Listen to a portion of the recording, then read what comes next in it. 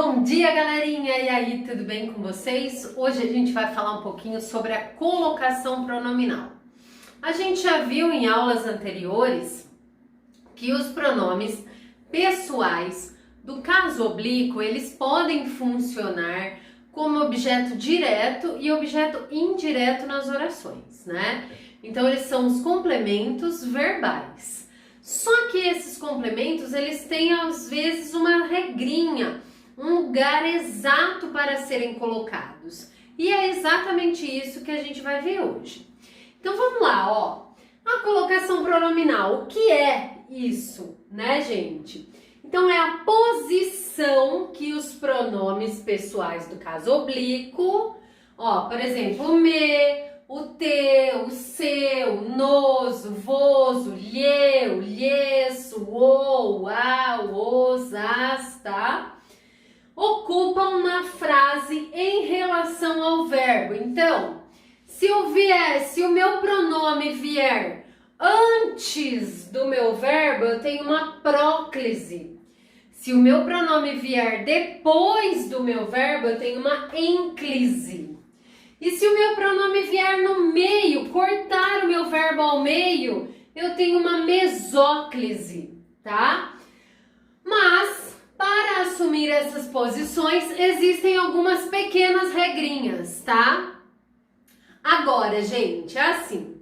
Vocês vão ver na apostila que existem N regras. Nem todas estão aqui, tá? Se vocês procurarem na internet, tem outras várias. Mas existe um pulo do gato aí no meio de tudo isso, tá? Como assim? Bom, a que mais tem regras em todas é a próclise, tá? A próclise é a que tem a maior quantidade de regras. Então, o que geralmente os estudantes de concursos e vestibulares costumam fazer? Eles decoram as regras da ênclise, que são menos, a regrinha da mesóclise, que usa apenas dois tempos verbais, o futuro do presente e o futuro do pretérito, tá? E excluindo essas regrinhas desses dois, eles optam por próclise, tá? Por usar a próclise. Quase um trava-línguas, né? Então, é assim que muitos estudantes conseguem transformar essa matéria, que é bastante decoreba, numa coisa um pouquinho mais simples, ok? Então vamos lá, gente, ó.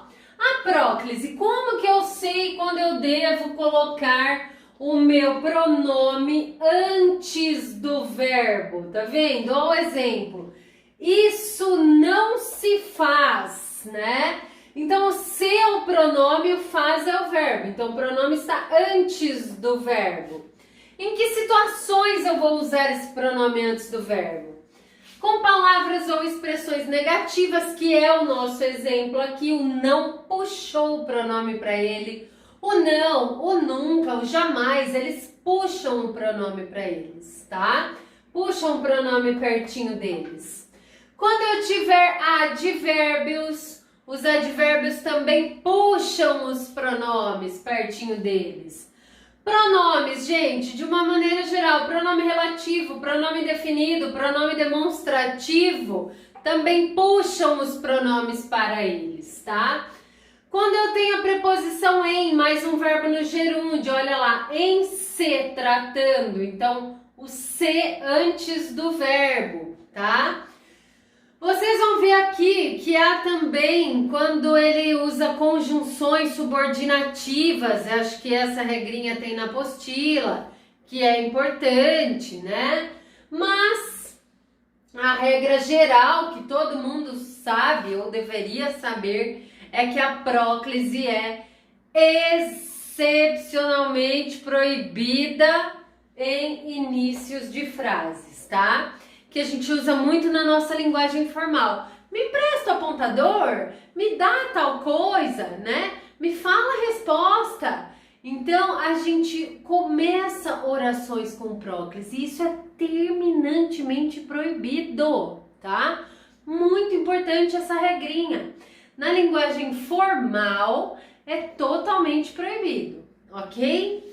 Nós temos a ênclise, então o verbo vem, o pronome vem depois do verbo. Olha o nosso exemplo. Quero-lhes muito bem. A vocês, meus queridos, que estão assistindo com toda a paciência a todas essas aulas, né, remotas. Então, quero-lhes muito bem. Olha o verbo quero e o lhes aqui após o verbo, tá? Vamos lá. Início de orações. Como assim início de orações? O exemplo que eu acabei de falar. Me empresta tal coisa, me dá não sei o que, me fala não sei o que. É proibido, tá? Então, inícios de orações, né? Orações que se iniciem por verbo, obviamente, né?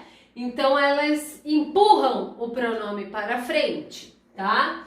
Verbos no imperativo afirmativo. Então,